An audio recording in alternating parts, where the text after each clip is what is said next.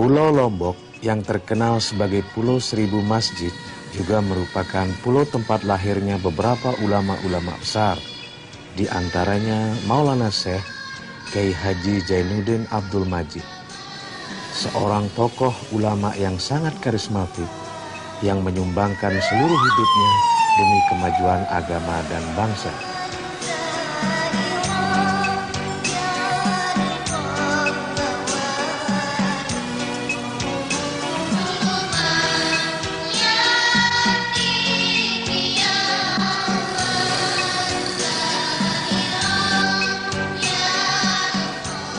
Bernama kecil Muhammad Sagap, Maulana Syekh Kiai Haji Zainuddin Abdul Majid lahir pada tanggal 17 Rabiul Awal tahun 1326 Hijriah atau bertepatan dengan tahun 1904 Masehi di sebuah kampung kecil bernama Bermi yang terletak di Desa Pancor, Kecamatan Selong, Kabupaten Lombok Timur, Nusa Tenggara Barat. Rumah tempat kelahiran Muhammad Sagap menggambarkan bahwa di zamannya ketika masih penjajahan Belanda saat itu memperlihatkan keluarga Muhammad Sagap, terutama orang tuanya yakni Tuan Guru Kiai Haji Abdul Majid, secara ekonomi adalah keluarga yang berkecukupan, memiliki pengaruh besar di masyarakat serta sangat mementingkan ilmu sebagai modal menjadi panutan masyarakat.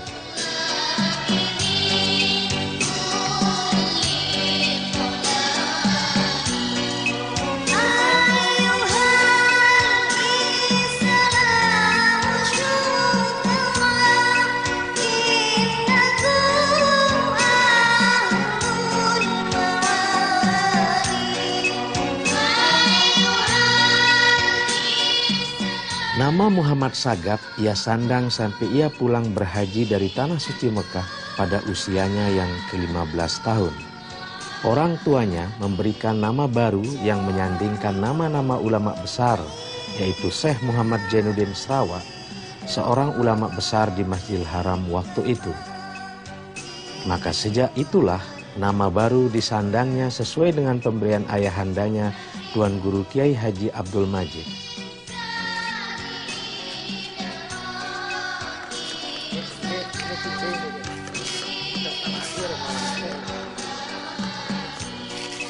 Nama Muhammad Sagap berubah menjadi Haji Muhammad Zainuddin Abdul Majid. Seusai menuntut ilmu di Tanah Suci Mekah pada tahun 1934, Kiai Haji Muhammad Zainuddin Abdul Majid pulang ke tanah air, bumi Sasak yang sangat ia cintai. Pada saat itu, kehidupan sosial masyarakat baik secara ekonomi, agama dan pendidikan sangat memprihatinkan. Maka Tuan Guru Kiai Haji Muhammad Zainuddin Abdul Majid mula-mula mendirikan pesantren Al-Mujahidin di Kampung Bermi tempat kelahirannya.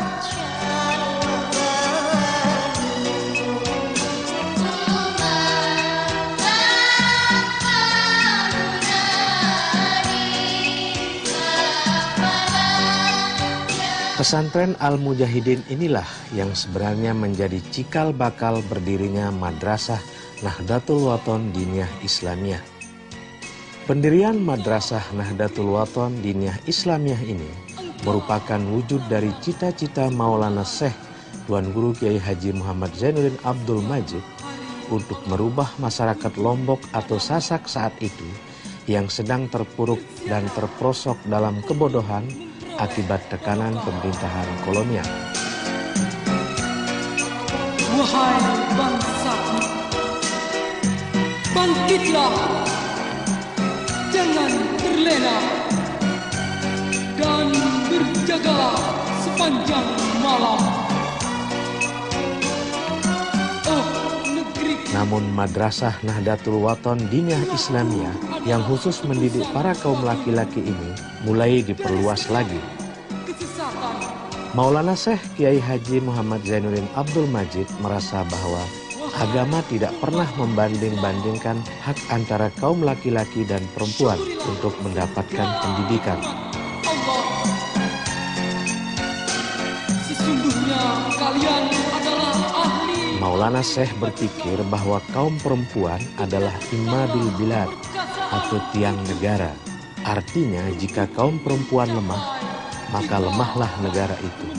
Namun jika kaum perempuan kuat, maka kuatlah negara itu. Madrasah yang jaya. Atas dasar itulah Maulana Syekh mendirikan Madrasah Nahdlatul Banat Diniyah Islamiyah yang mengkhususkan pendidikan bagi kaum perempuan. Atas dasar keadilan hak atas pendidikan inilah, terutama yang dirasakan masyarakat Sasak waktu itu, menyebabkan perkembangan madrasah-madrasah mengalami perluasan di berbagai daerah dengan sangat cepat. Artinya masyarakat sudah mulai merasakan manfaat yang mereka dapat dari hasil pemikiran Maulana Syekh. Sehingga tahun 1953 saja telah berdiri sekitar 66 cabang madrasah di berbagai daerah di Pulau Lombok maupun di luar Pulau Lombok.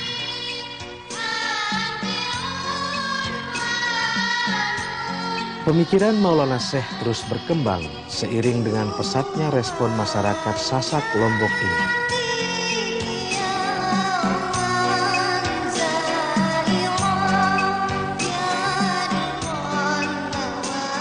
Dari tahun ke tahun, jumlah madrasah terus bertambah.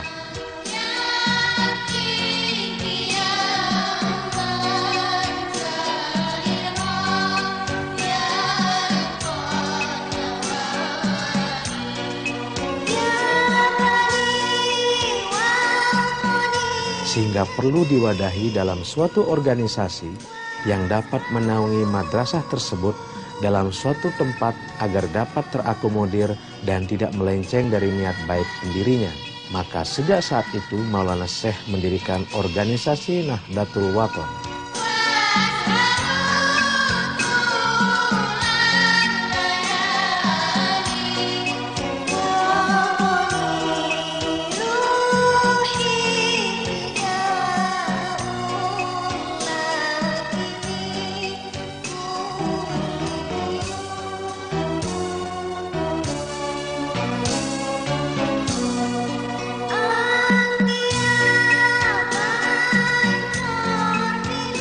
Orientasi organisasi Nahdlatul Wathon menurut Tuan Guru Kiai Haji Muhammad Zainuddin Abdul Majid mengandung dua makna filosofi, yakni membangun agama dan negara. Agama dan negara menurut Maulana Syekh harus diposisikan sama dalam satu tarikan napas. Di samping itu juga kondisi sosio-historik saat itu, baik dari konteks penegakan agama Islam dan kecintaan kepada bangsa, dirasakan sangat kurang oleh masyarakat.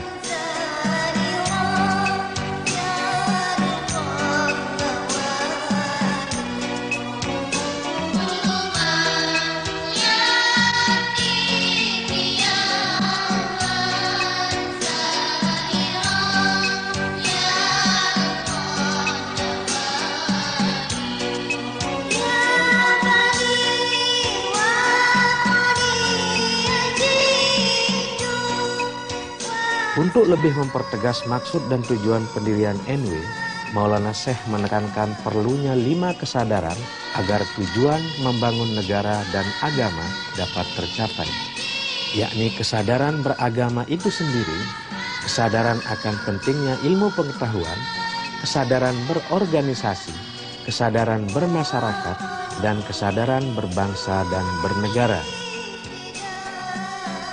Pokok dalam NW menurut Maulana Syekh adalah iman dan takwa dan memiliki komitmen yaitu yakin, ikhlas, dan istiqomah. Hal inilah yang terus ditanamkan oleh Maulana Syekh Kiai Haji Zainuddin Abdul Majid pada dada dan hati para jemaahnya.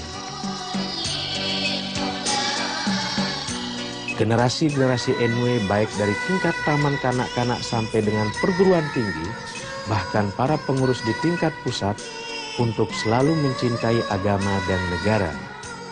Para santri maupun santriwan yang menimba ilmu di berbagai madrasah Nahdlatul Wathon seusai menamatkan pendidikannya dihimbau untuk pulang ke tempat asal masing-masing untuk menelurkan ilmu yang sudah mereka dapatkan.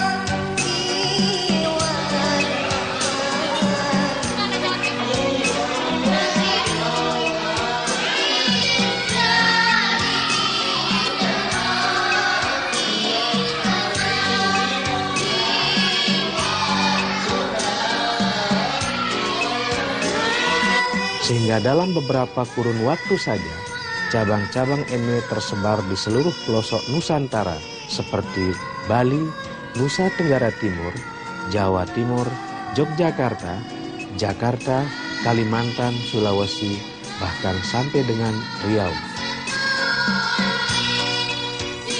Dalam diri setiap santri Nahdlatul Wathon jelas terlihat kecintaan dan kebanggaan mereka sebagai murid dari Maulana Syekh, karena pemikiran-pemikirannya selalu relevan sampai saat ini. Hal ini karena pemikiran Maulana Syekh berakar dari firman Allah yang termaktub dalam kitab suci Al-Quran yang diyakini tidak luntur oleh zaman. Sosok Ida Al-Maktubah Tuan Guru Kiai Haji Muhammad Zainuddin Abdul Majid bagi saya adalah merupakan figur keteladanan yang bisa memberikan contoh baik dari sisi spiritual beliau maupun dari perjalanan hidup beliau, di mana perjalanan hidup beliau itu diisi dengan perjuangan untuk kebangkitan Muslim di Lombok pada khususnya maupun Nusa Tenggara Barat dan Indonesia pada umumnya. Sosok beliau adalah seorang pejuang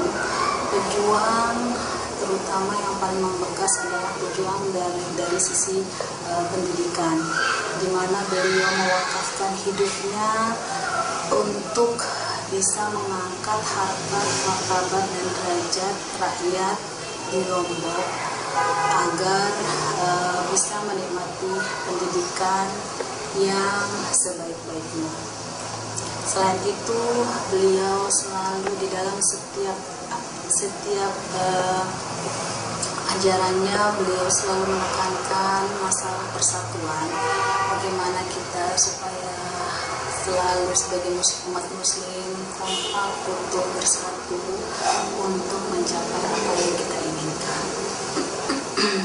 Selain itu, sebagai kakek, beliau selalu mengajarkan mengenai keadilan, bagaimana beliau bisa berlaku adil terhadap anak-anaknya, cucu-cucunya, dan beliau adalah orang yang sangat penuh dengan kasih sayang kepada kami, cucu-cucunya, dan memberikan contoh yang sangat nyata bagi kami bagaimana bisa menjalani kehidupan ini dengan baik. Dalam hal jenjang pendidikan, beliau tidak membatasi keturunan beliau untuk hanya selalu menekuni bidang pendidikan agama saja, tapi beliau berpesan bahwa perjuangan itu bisa dilalui atau bisa dijalani dengan melalui berbagai bidang. Itu tidak hanya seluruh dari sisi agama saja, tapi kita bisa berjuang melalui bidang-bidang yang kita tekuni. Kita sekolah dimanapun, selama itu adalah sebagai bagian daripada perjuangan, maka itu akan disikapi sebagai atau dijalani sebagai suatu jalan perjuangan, sehingga kami cucu-cucunya pun menuntut ilmu, tidak semua melulu di agama, tetapi di bidang-bidang lain, tetapi dengan syarat bahwa dimanapun bidang yang kami tekuni, kami tetap bisa menyumbangkan, memberikan sumbangsih tenaga, pikiran, dan kemampuan kami untuk masyarakat Nahdlatul Wathon, Muslim pada khususnya, dan negara kita yang tercinta. Karena pendidikan itu adalah fondasi untuk membangun bangsa. Nah, itu jelas kita bisa lihat bagaimana suatu negara akan tumbuh jika pendidikannya tidak diperhatikan dengan baik, jika pendidikannya tidak mendapatkan porsi yang pas.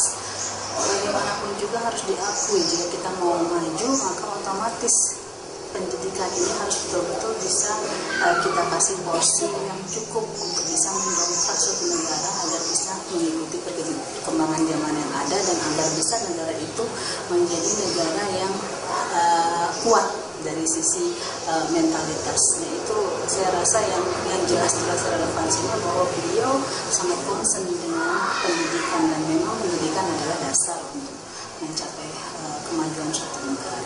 Kembali lagi bahwa segala sesuatu itu sudah diatur dalam Quran dan hadis bagaimana posisi wanita itu sangat terhormat. Jadi tidak ada alasan ajaran di dalam Islam yang menomorduakan wanita. Hanya saja tentunya porsinya itu sesuai dengan apa yang sudah digariskan di dalam Al-Quran dan hadis. Bahwa walaupun sejajar tapi memang ada batasan-batasan yang menentukan bahwa posisi wanita sebagai ibu, sebagai pendidik anak itu memang sudah harus bisa dipilah-pilah. Tetapi di dalam profesionalitas saya tidak ada perbedaan, tapi untuk fungsi sebagai istri, sebagai ibu itu tentunya sudah harus sesuai dengan ajaran-ajaran yang ditetapkan di dalam Al-Quran dan hadis. Tapi kalau untuk profesionalitas harusnya Islam sendiri sangat menghormati wanita. Kemampuan wanita jika dia memiliki kemampuan juga harus diapresiasi sesuai dengan kemampuannya.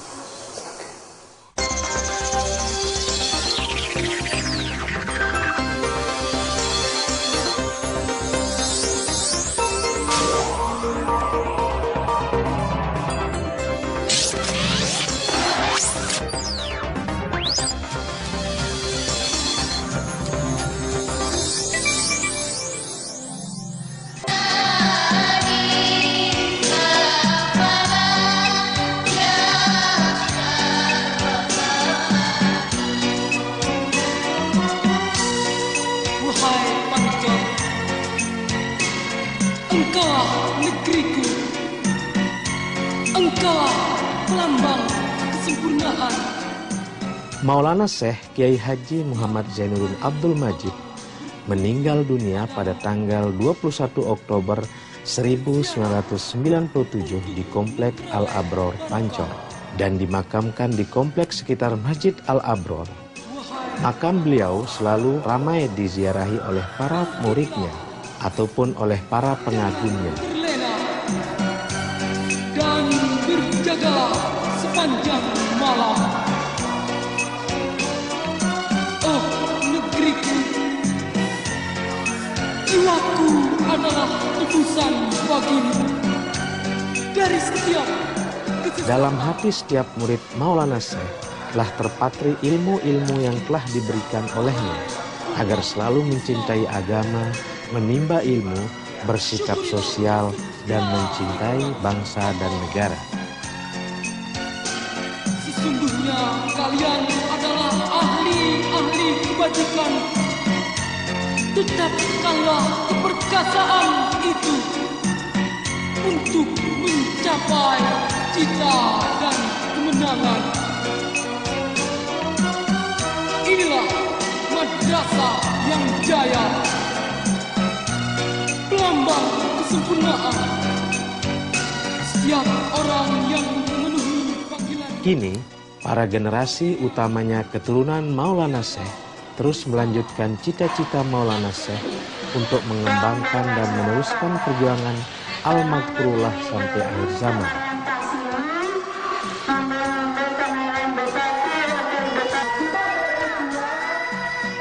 Maulana Syekh adalah tokoh panutan sekaligus guru besar yang patut dikenang oleh seluruh masyarakatnya karena beliau dengan tulus ikhlas memberikan seluruh hidupnya demi agama, bangsa, dan negara.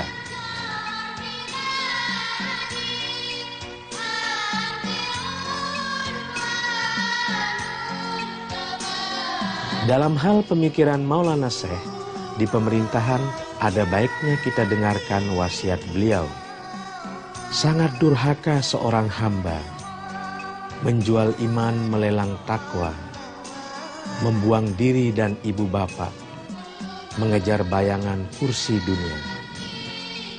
Kalau orang berjiwa basi, hanya mengejar bayangan kursi, tidak peduli tuntunan ilahi, selalu menendang ayat-ayat kursi.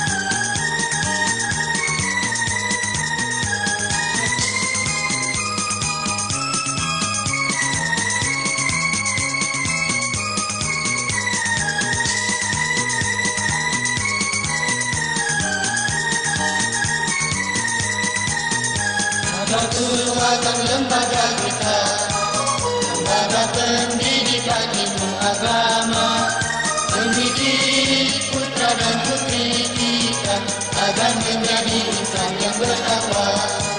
Pancasila dasar negara kita, ketuhanan adalah sila yang utama, mengabdi kepada negara dan bangsa dengan iman tertanam dalam dada.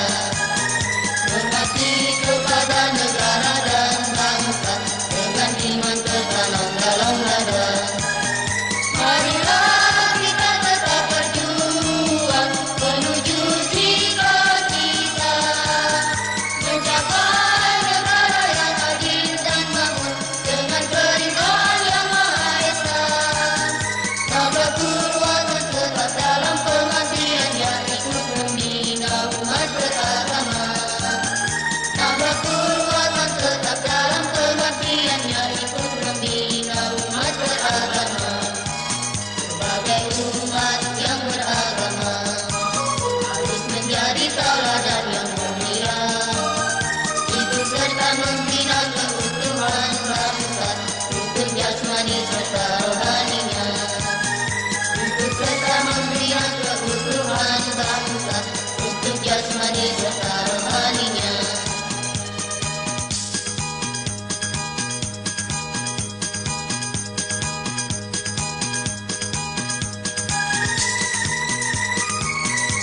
Meski Hamzan Wadi telah tiada, namun semangat juangnya selalu menyala dalam jiwa ini. Semangat yang terus menyala, membara, bumi hanguskan seluruh badai yang coba menantang. Meski Hamzan Wadi telah tiada, namun kecintaannya pada madrasah, kecintaannya pada santri yang tekun dan ikhlas mengaji, menjadi inspirasi yang tak punya akhir. Inspirasi yang akan melahirkan karya-karya besar para santri yang bernaung di keteduhan madrasah. Meski Hamzan Wadi telah tiada, langit masih terus kan membiru, laut masih terus kan berombak, perjuangan masih terus akan dilanjutkan, menggenggam